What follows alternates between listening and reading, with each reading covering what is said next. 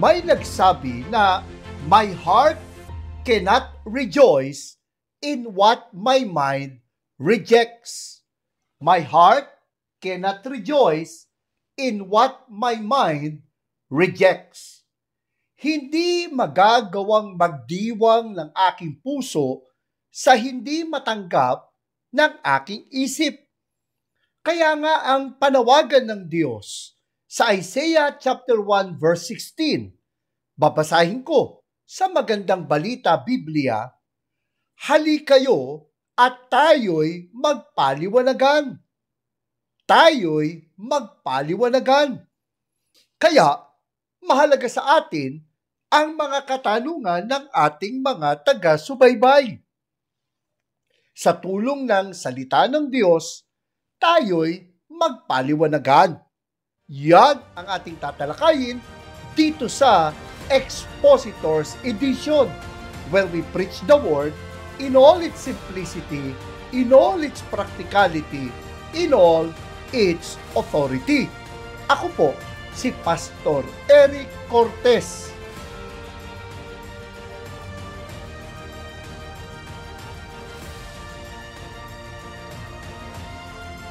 Sa ating naging episode na hindi daw Diyos si Jesus, isa sa mga katanungan na ating tinanggap ay paano po yung last word ni Jesus na Diyos ko, bakit mo ko pinabayaan? O Eli, Eli, lema sabachthani sa Matthew chapter 27 verse 46. Ano po ang explanation diyan? Salamat po sa inyong tanong. Madalas nga na itanong ito, kung kapantay ng Diyos ang Panginoong Hesus, bakit ayon sa Matthew chapter 27 verse 46 ay sumigaw siya ng, Diyos ko, bakit mo ako pinabayaan? Tumawag siya sa Diyos. Ibig bang sabihin noon, hindi na siya Diyos? Totoo na ipinahayag ito ng Panginoong Hesus sa krus. Ngunit, hindi naman dahil sa sinabi ito ng Panginoon, hindi ito nangangahulugan na itinanggi na niya ang kanyang pagiging kapantay ng Diyos. When the Lord said, my God, why have you abandoned me? It does not necessarily follow that he denied his equality with God. Hindi ito nangangahulugan na itinanggi niya ang kanyang pagiging kapantay ng Diyos. Anong kahulugan nito? Lumalabas na nang ipahayag niya ito sa krus, he was quoting Psalm chapter 22 verse 1. O Diyos ko, bakit mo ako pinabayaan? Kung titingnan natin ang Psalm chapter 22, ito ay isang messianic psalm. Ang ibig sabihin, ang Psalm chapter 22 ay naglalaman ng mga hula patungkol sa Kristo o messianic prophecies. Halimbawa, mababasa natin sa verses 7 to 8, pinagtatawanan ako ng bawat makakita sa akin. Inilalabas ang kanilang dila at sila'y pailing-iling. Sabi nila, nagtiwala siya kay Yahweh, hayaang iligtas siya nito. Kung talagang mahal siya nito, darating ang kanyang saklolo. Bago sinabi ng Panginoon na, Diyos ko, bakit mo ko pinabayaan? Sa Matthew chapter 27, verse 46, ganito ang ating mababasa sa verses 41 to 44. Kinutya rin siya ng mga pulong pari, mga tagapagturo ng kautusan at mga pinuno ng bayan. Sinabi nila, iniligtas niya ang iba, ngunit hindi niya mailigtas ang sarili. Di ba siya ang hari ng Israel? bumaba lang siya ngayon sa krus, ay maniniwala na kami sa Kanya. Nananalig siya sa Diyos at sinasabi niyang siya ang anak ng Diyos. Tingnan natin kung ililigtas siya ng Diyos. Nilait din siya ng mga magnanakaw na ipinakong kasama niya. Lumalabas na inihula sa Psalm chapter 22 na lalaitin siya ng mga tao at natupad ito sa Matthew chapter 27. Mababasa din natin ang hulang ito sa Psalm chapter 22 verse 18. Mga damit ko'y kanilang pinagsugalan at mga saplot ko'y pinaghati-hatian. Ganito naman ang ating mababasa sa Matthew chapter 27 verse 35. Nang maipako na siya sa krus, pinaghati-hatian ng mga kawal ang kanyang mga damit sa pamamagitan ng palabunutan. Sa pamamagitan ng palabunutan. Sa madaling salita, pinagsugalan ng mga kawal ang kanyang mga damit na kanilang pinaghati-hatian. Ito ay katuparan din ng hula sa Psalm chapter 22. Dagdag pa dito, mababasa natin na inihula sa Psalm chapter 22 ang pagkakapako ng Panginoon sa krus. Ang sabi sa verse 16, babasahin ko, sa ang Biblia 2001 edition, binutasan nila ang aking mga kamay at mga paa. Binutasan nila ang aking mga kamay at mga paa. Natupad ang hula sa Psalm chapter 22 verse 16 na ipapako ang Kristo. Kaya, ano ang ibig sabihin ng isigaw ng Panginoon sa krus na Diyos ko, bakit mo ko pinabayaan? Bakit niya kinote ang Psalm chapter 22 verse 1? Muli, hindi ito pagtanggi sa kanyang pagiging kapantay ng Diyos. Ito ay pagpapahayag ng Panginoon sa mga tao na natupad ang mga hula sa Kanya sa Psalm chapter 22, that the messianic prophecies of Psalm chapter 22 were fulfilled right before their very eyes. Katulad ito ng kapag may nagpapaawit sa atin kapag may panambahan o worship service. Hindi ba nung hindi pa uso ang overhead projector o kapag walang ginagamit na projector na magpapakita ng lyrics ng awitin, binabanggit ng song leader ang unang stanza ng aawitin. Ito ay para maging cue sa church kung ano ang susunod na aawitin. Ganon din naman nang ipahayag ng Panginoon ng Psalm chapter 22 verse 1, ito ay ang kanyang cue para maalala ng mga religious leaders at ng mga Hudyong maalam sa Biblia noon ang kabuuan ng Psalm chapter 22. That right before their very eyes, the prophecies of Psalm chapter 22 were fulfilled right before them. Kaya hindi ito pagtanggi sa kanyang pagiging kapantay ng Diyos. Ito ay ang kanyang pagpapahayag sa mga tao na natupad na ang mga hula sa kanya sa Psalm chapter 22. Isa pa sa mga comments sa ating naging episode na hindi daw Diyos si Jesus ay walang kapantayan Diyos. Nag-iisa lang siya at siya ang makapangyarihan, hindi si Jesus. Pero may kapangyarihan si Jesus na galing sa nag-iisang Diyos. Ano nga ba ang ipinahayag ng Biblia? Itinuturo nga ba ng Biblia na ang Panginoong Hesus ay kapantay ng Diyos? Ganito po ang ating mababasa sa John chapter 5 verses 17 to 18. Ngunit sinabi sa kanila ni Hesus, ang aking Ama ay patuloy sa kanyang gawain hanggang ngayon at gayon din ako. Lalo namang pinagsikapan ng mga Hudyo na ipapatay siya sapagkat hindi lamang niya nilabag ang batas tungkol sa araw ng pamamahinga. Sinasabi pa niyang ang Diyos ang kanyang Ama at sa gayon ay ipinapantay ang kanyang sarili sa Diyos. Pansinin natin ang mga salitang at sa gayon ay ipinapantay ang kanyang sarili sa Diyos.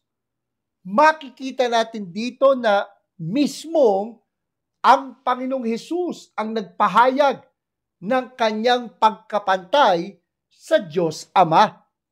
Ito ay dahil sa kanyang sinabi na ang Diyos ang kanyang Ama. Ayon nga sa The Bible Knowledge Commentary, the Sabbath controversy was enough to cause them to hate Jesus. But the implication of his claim that God is his own Father was impossible for them to accept. To them, God has no equals. Jesus' claim in their thinking was a monstrous blasphemy. To be equal with God suggested, they thought, two gods, and therefore polytheism. To make oneself equal with God was a claim of arrogant independence.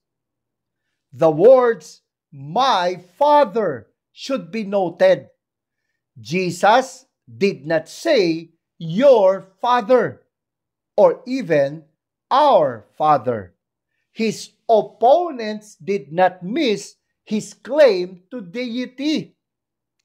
In other words, Jesus claimed to be God. Ngunit may mga nagpapalusot na yun lang daw ang pagkakaintindi ng mga kaaway ng Panginoon sa kanyang mga salita. Kung titingnan natin, ang verse 18 ay paliwanag o komentaryo ni Apostle John bilang may akda ng Gospel of John. Totoo na ang pagkakaintindi nga ng mga kaaway ng Panginoon sa kanyang pahayag ay ipinapantay niya ang kanyang sarili sa Diyos. Subalit hindi dahil ganoon ang kanilang pagkakaintindi, mali na ang kanilang pagkakaintindi. Sapagkat walang sinabi si John na nagkamali ng intindi ang mga kaaway ng Panginoon sa kanyang mga ipinahayag.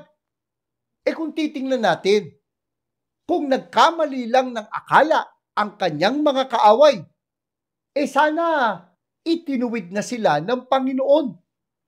Subalit, pansinin natin na sa halip na ituwid sila, binigyang diin pa ng Panginoon ang kanyang pahayag na siya ay kapantay ng Diyos. Ayon sa verse 19, kaya't sinabi sa kanila ni Jesus, "Pakatandaan ninyo na walang magagawa ang anak sa kanyang sarili lamang. Ang nakikita niyang ginagawa ng Ama, ang siya lamang niyang ginagawa. Ang ginagawa ng Ama ay siya ring ginagawa ng anak. Ang ginagawa ng Ama ay siya ring ginagawa ng anak." Ano ang ibig sabihin ng kanyang pahayag na walang magagawa ang anak sa kanyang sarili lamang? Hindi sinabi dito na walang sariling kapangyarihan ang anak. Ang sinabi dito, kumbaga, hindi gumagawa ng sariling diskarte o sariling lakad ng Panginoon. Kaya nga, binigyang diin niya, nilinaw niya, ang nakikita niyang ginagawa ng Ama, ang siya lamang niyang ginagawa. Ang ginagawa ng Ama ay siya ring ginagawa ng anak. Ginagaya lang ng anak ang ginagawa ng Ama. Like Father, like Son. Kung ano ang ginagawa ng Ama, yun ang ginagawa ng anak. Hindi iba ang ginagawa ng anak sa ginagawa ng Ama.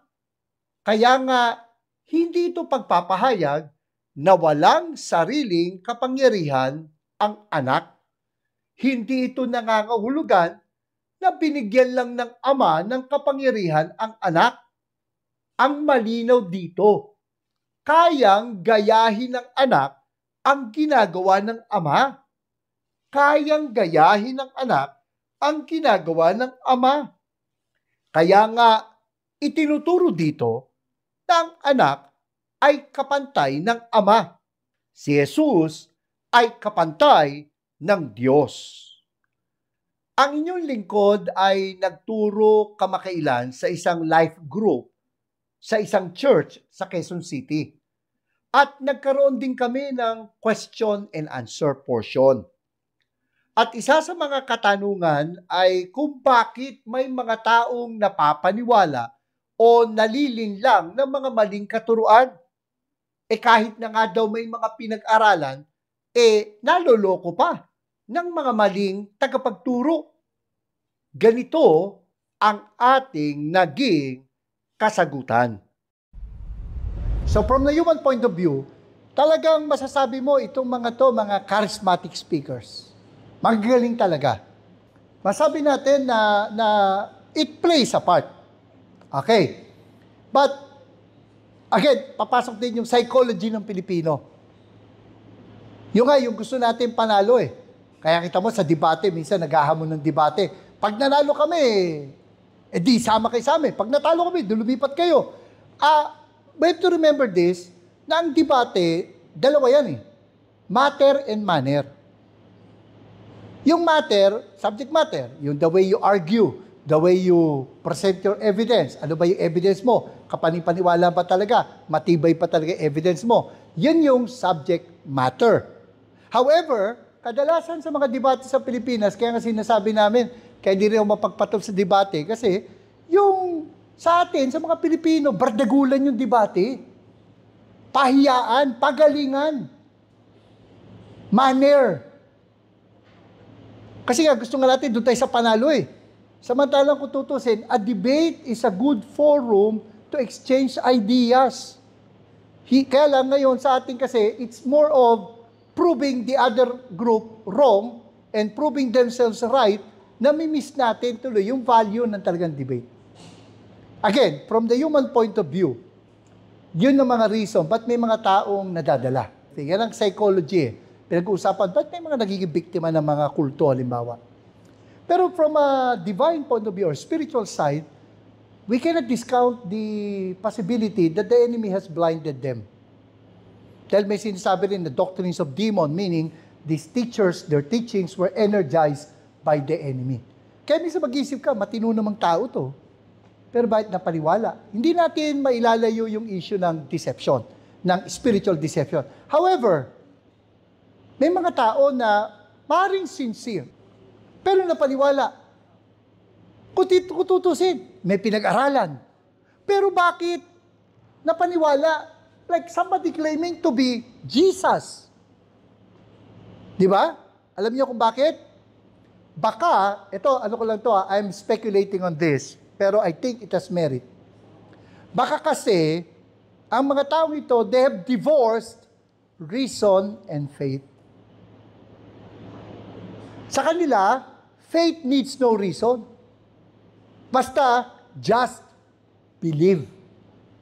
Pero we have to remember na biblically, in-encourage ng Bible, faith seeking understanding.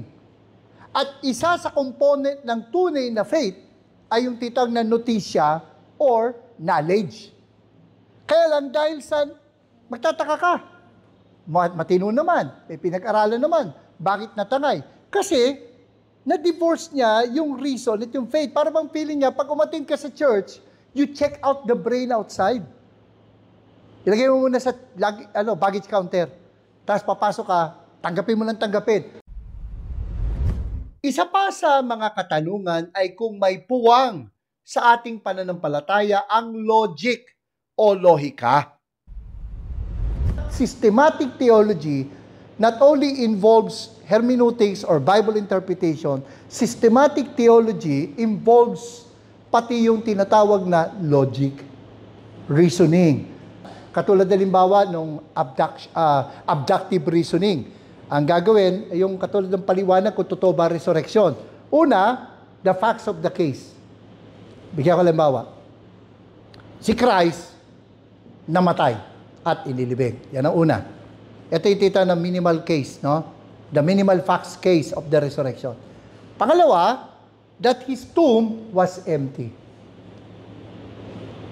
Pangatlo, that the disciples claimed they saw him alive. At pangapat, that their lives were changed. Kaya nga, dalawa sa evidence ng resurrection, yung conversion ni Paul, at saka conversion ni James, yung kapatid sa laman ni Jesus.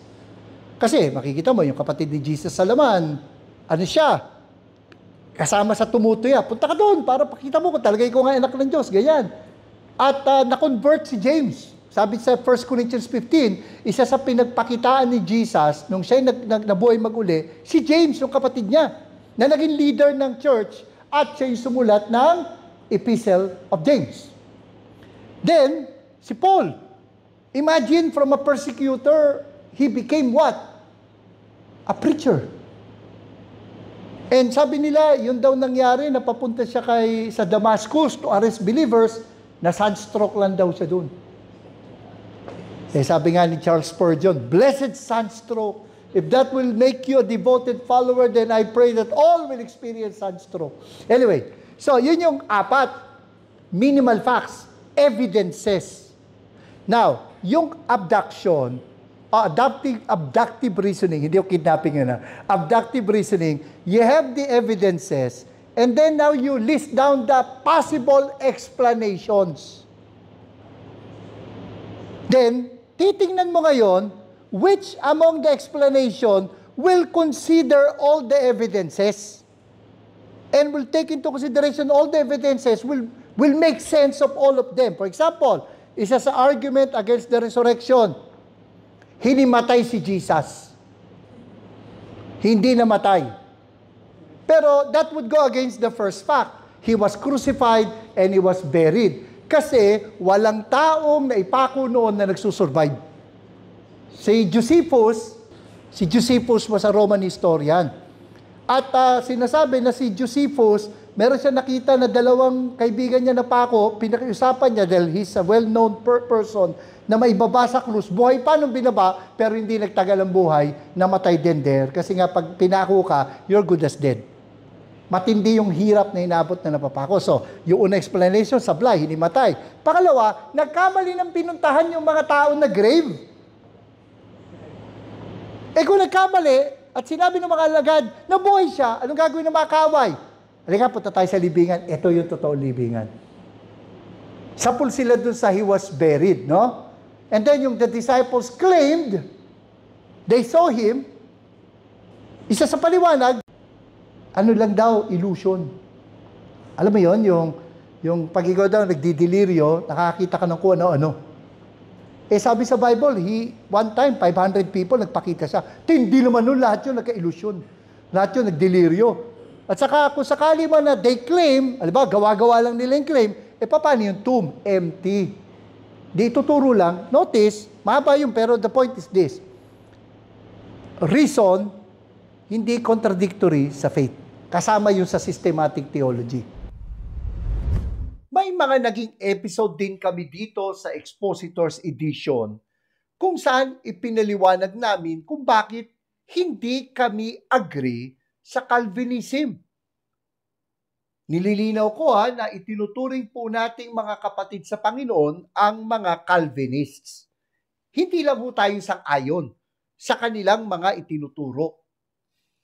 Isa sa mga tinututulan namin sa Calvinism ay ang katuruan ng limited atonement. Limited atonement. O ang katuruan na ang kamatayan ng Panginoong Hesus sa krus ay para lamang sa mga pinili ng Diyos. At hindi daw talaga namatay ang Panginoon para sa lahat ng tao. Kaya nga ipinahayag namin ang aming pag-disagree sa katuruang ito.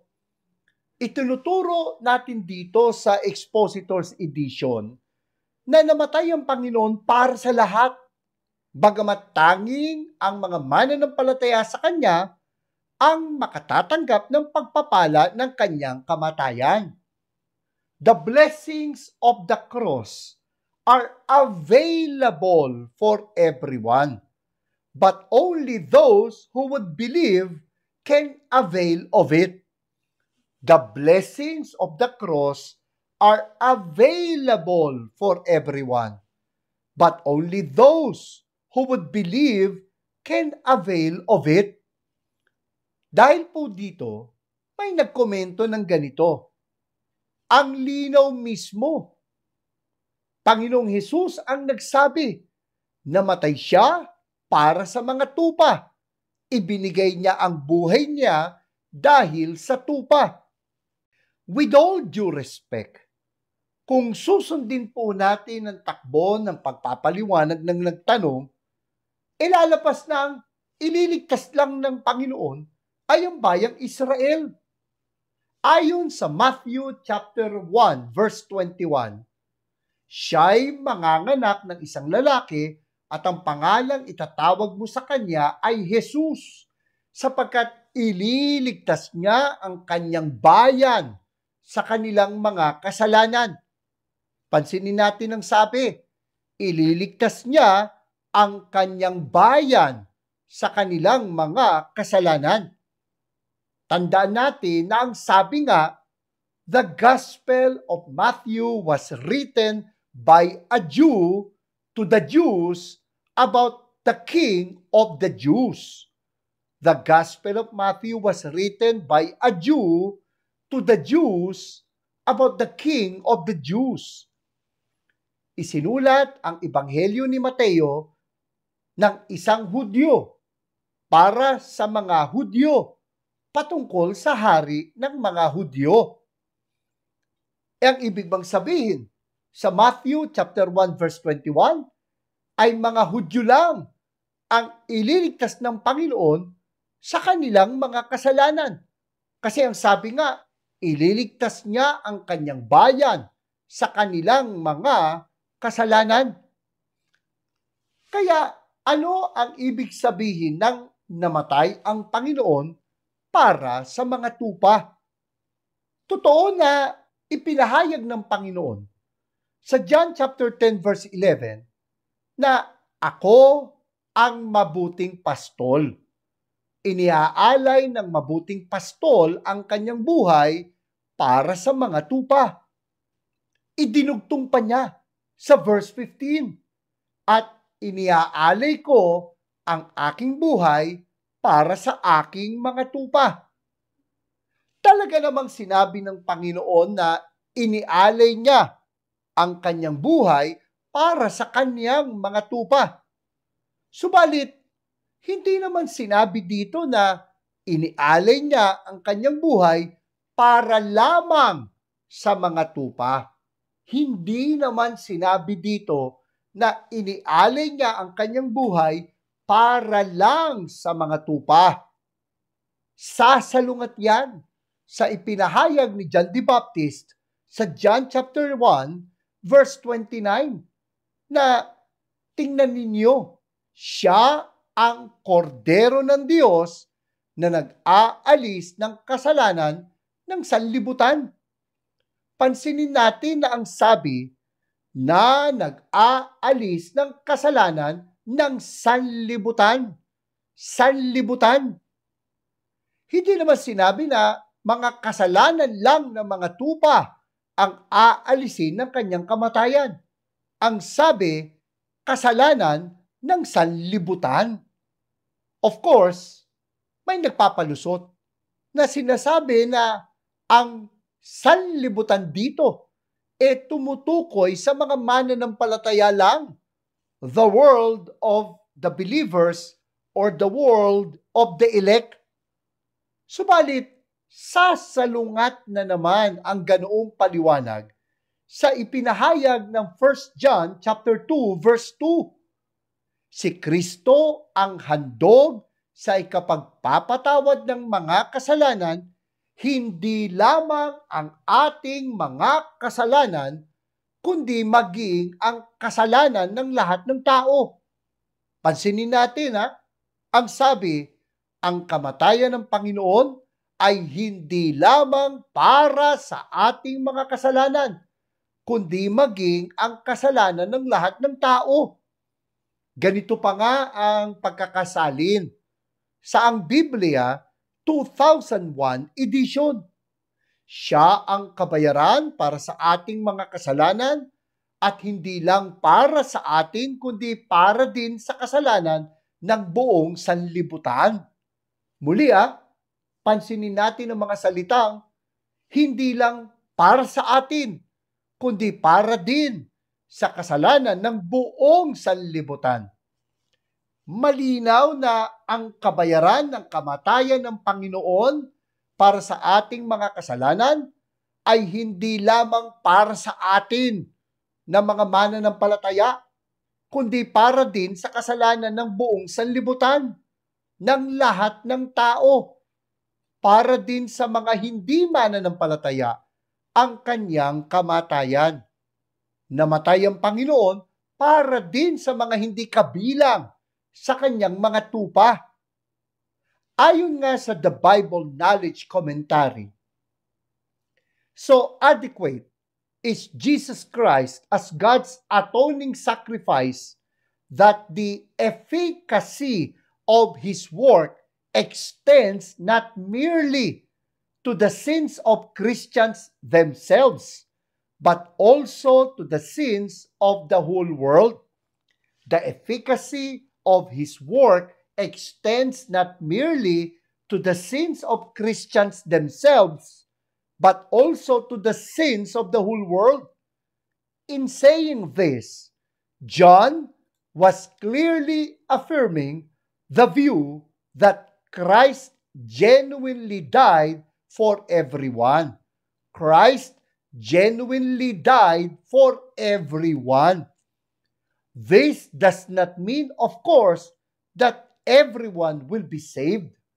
It means rather that anyone who hears the gospel can be saved if he so desires. Ang sabi pa nga sa 2 Peter chapter 2 verse 1, nung una, may mga huwad na propetang lumitaw sa Israel. Gayon din naman, may darating sa gitna ninyo na mga huwad na guro. Lihim silang magtuturo ng mga maling aral na ang dulot ay kapahamakan.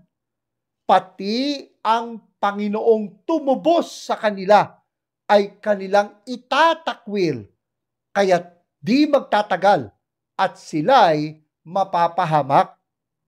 Pansinin natin ang mga salitang pati ang Panginoong tumubos sa kanila ay kanilang itatakwil.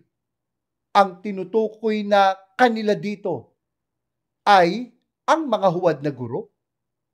Ang katubusan ng Panginoon ay hindi lamang para sa mga mananampalataya sa Kanya, kundi para din sa mga hindi mananampalataya sa Kanya, para din sa mga magtatakwil sa Kanya, katulad nga ng mga huwad na guro. Gaya nga ng ating sinabi, the blessings of the cross are available for everyone, but only those who would believe can avail of it. Ang mga pagpapala ng kamatayan ng ating Panginoon ay nakalaan para sa lahat, subalit tanging ang mga mananampalataya lang ang nakikinabang dito. Ayon pa nga sa The Bible Knowledge Commentary, They were redeemed, quote unquote, they were redeemed in the sense that Christ paid the redemptive price for their salvation, but they did not apply it to themselves, and so were not saved. Christ's death is sufficient for all, but is efficient only for those who believe. This is a strong argument for unlimited atonement. The view that Christ died for everyone. That Christ died for everyone. Unlimited atonement. And this is a strong argument against limited atonement. The view that Christ died only for those whom He would later save. That Christ died only for those whom He would later save. Limited atonement. Kaya nga ayon sa 1 Timothy chapter 4 verse 10, sapagkat dahil dito ay nagpapagal kami at nagsisikap, sapagkat nakalagak ang aming pag-asa sa Diyos na buhay, na Siyang tagapagligtas ng lahat ng tao, lalo na ng mga nananampalataya. Tingnan natin na ang sabi, ang Diyos ang Siyang tagapagligtas ng lahat ng tao. Ng lahat ng tao. Lalo na ng mga nananampalataya. Namatay ang Panginoon para sa kaligtasan ng lahat ng tao. Subalit ang maliligtas lang ay ang mga nananampalataya sa Kanya. Kaya nga ang sabi, ang Diyos na buhay, ang Siyang tagapagligtas ng lahat ng tao, lalo na ng mga nananampalataya. At bago po tayo magpatuloy, ang Expositor's Edition ay napapakinggan din sa CARE 104.3 D-Way FM sa Bicol at sa 1116 DXAS, Your Community Radio sa Zamboanga, Basilan, Sulu at Tawi-Tawi. Balik po tayo sa ating talakayan. Isa pa sa mga komento sa isa sa ating naging mga episode na bakit hindi kami agree sa Calvinism ganito. God forced His people. Misrepresentation of Calvinism. Why? Calvinism believes in total inability, just like a blind man that has no ability to see. If God restored that man's vision, it is not force but grace.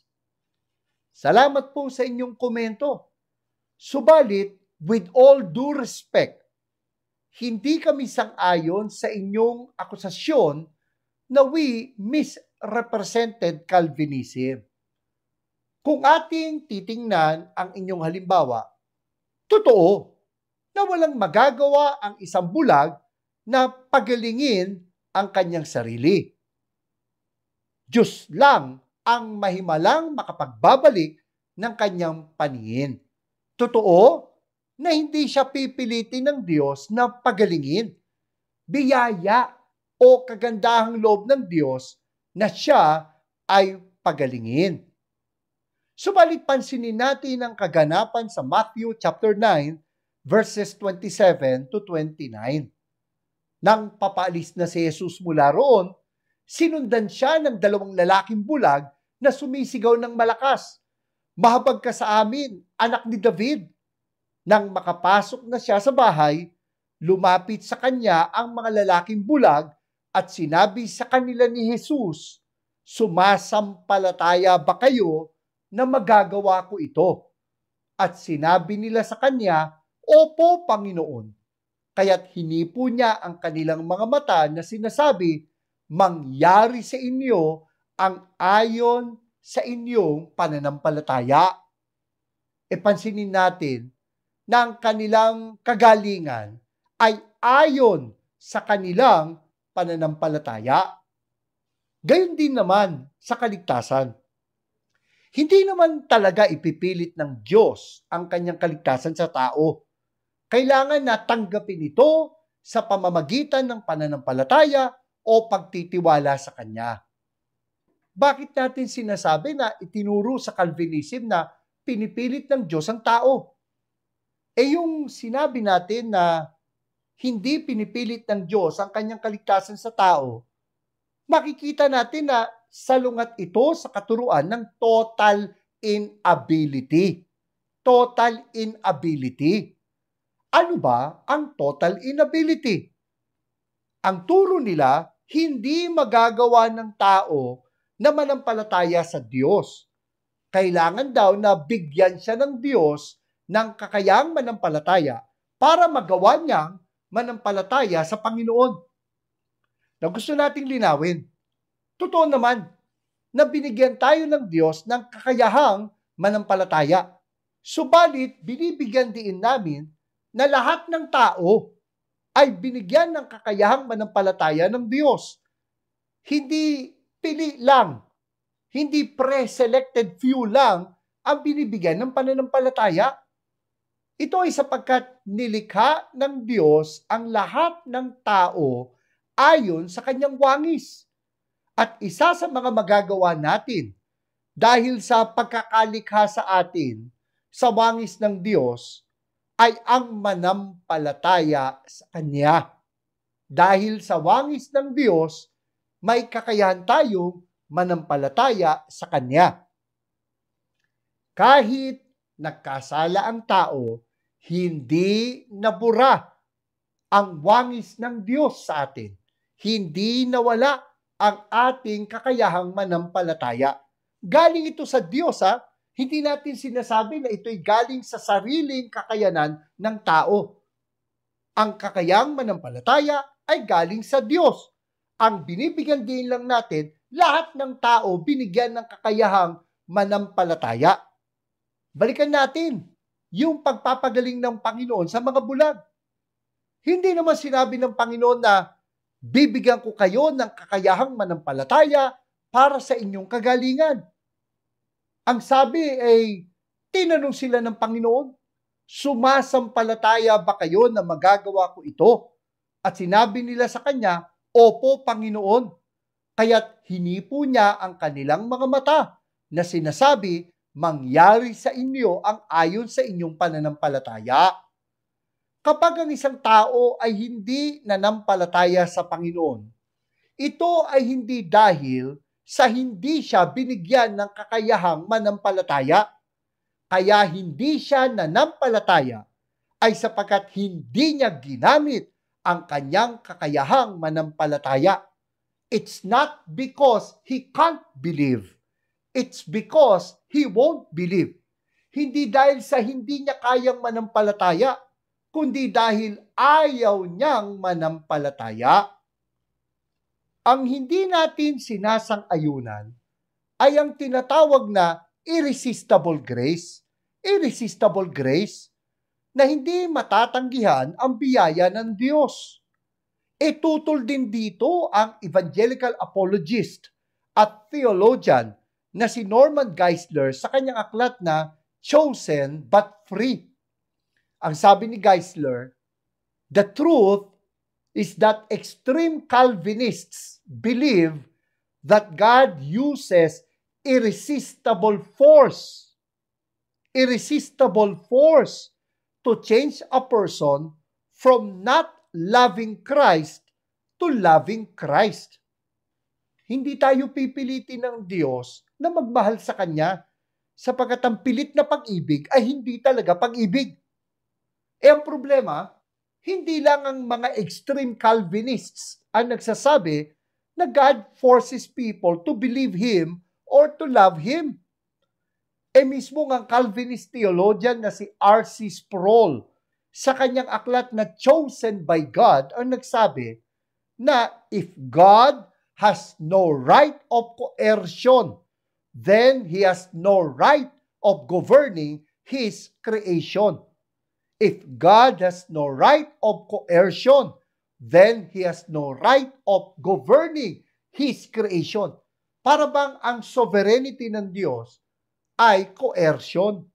Ang kanyang kapangyarihan ay pamimilit. Pansinin ninyo ang salitang coercion.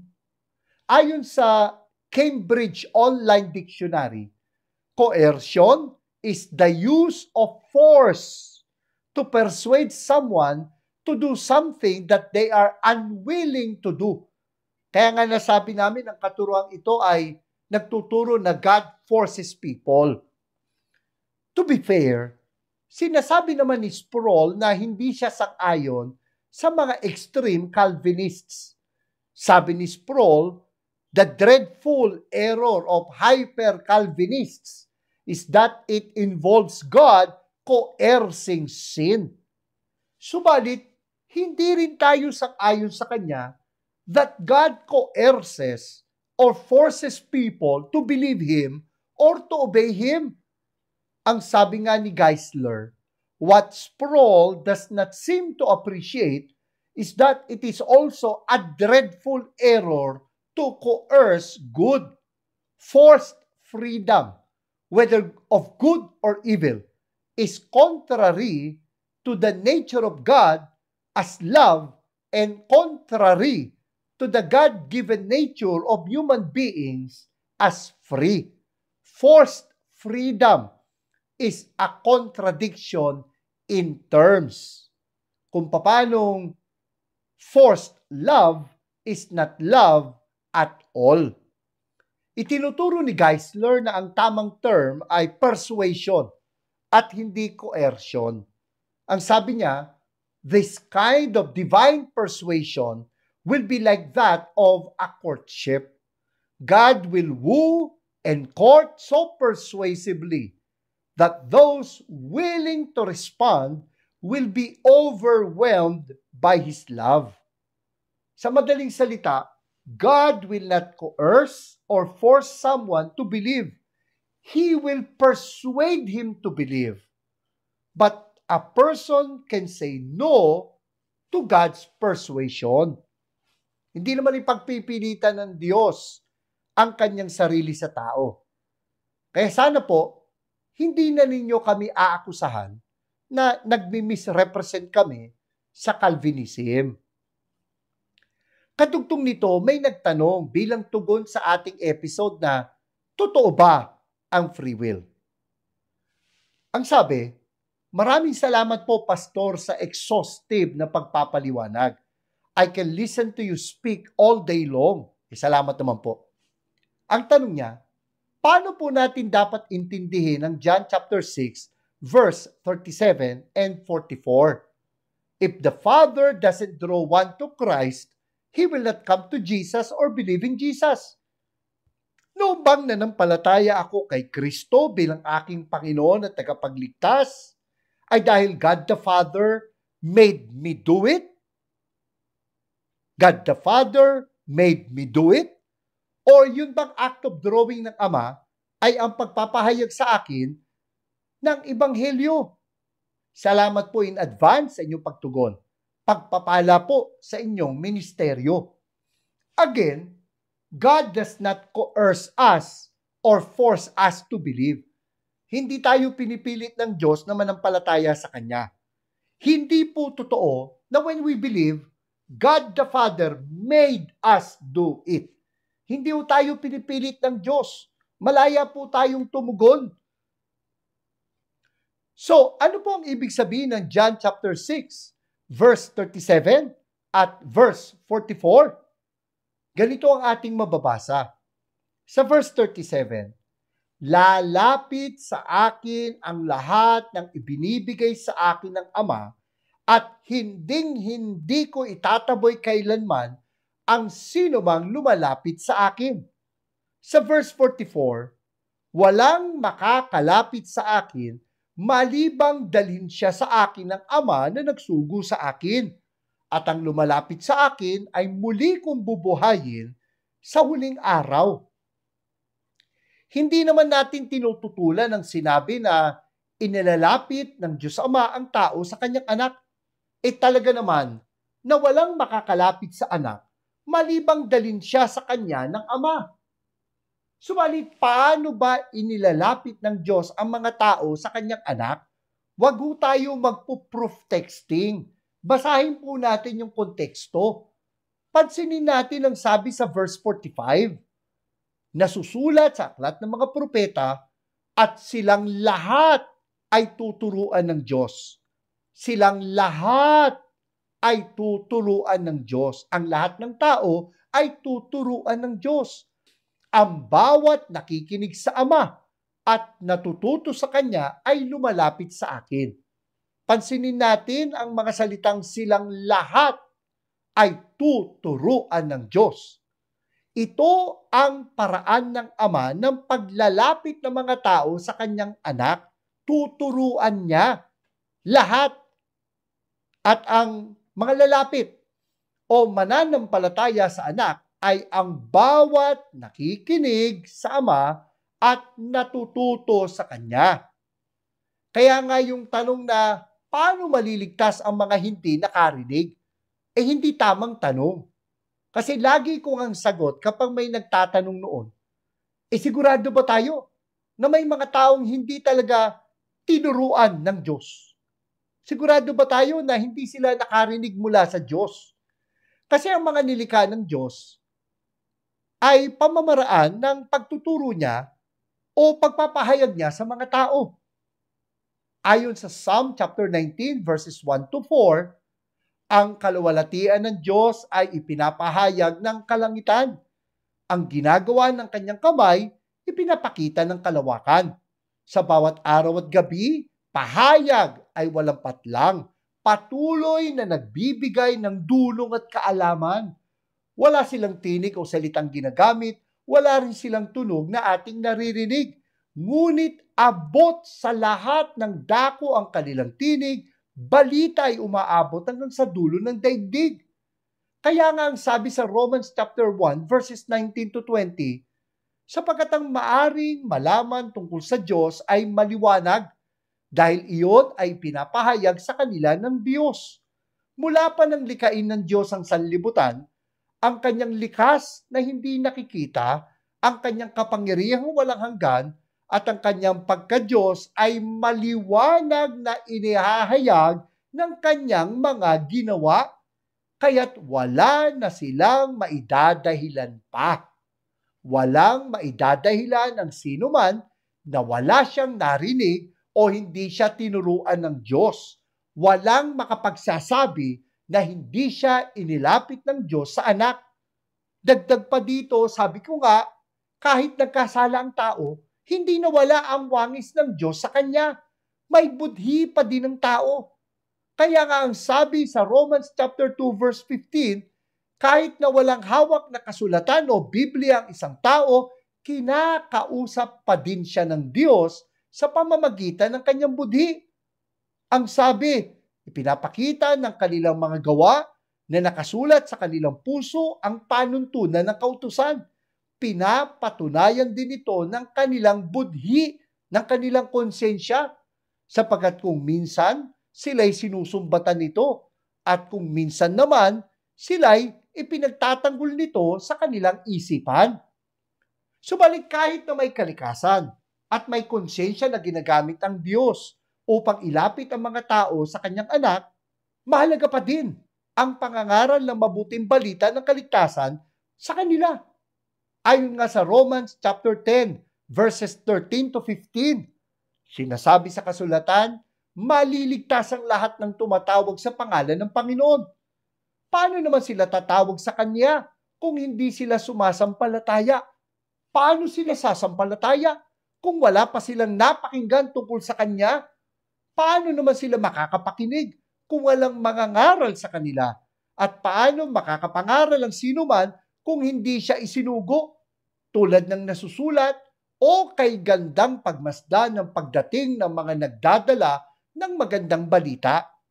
Kaya masasabi natin na ang pangangaral ng mabuting balita ang isa sa mga pamamaraan ng Diyos upang ilapit ang tao sa anak. At kung makikinig at matututo ang tao sa pagtuturo ng Diyos, mananampalataya siya, lalapit siya sa anak. Kaya nga ang sabi sa verse 17, kaya't Ang pananampalataya ay bunga ng pakikinig. At ang pakikinig naman ay bunga ng pangangaral tungkol kay Kristo. Salamat po sa inyong mga komento. Sana po nakatulong ang ating mga kasagutan. Maraming salamat sa inyong pagsubaybay sa isa na namang malayang talakayan dito sa Expositors Edition, where we preach the Word in all its simplicity, in all its practicality, in all its authority. Ako po, si Pastor Eric Cortez na nagpapaalala, ang katotohanang nagpapalaya, katotohanang isinasagawa.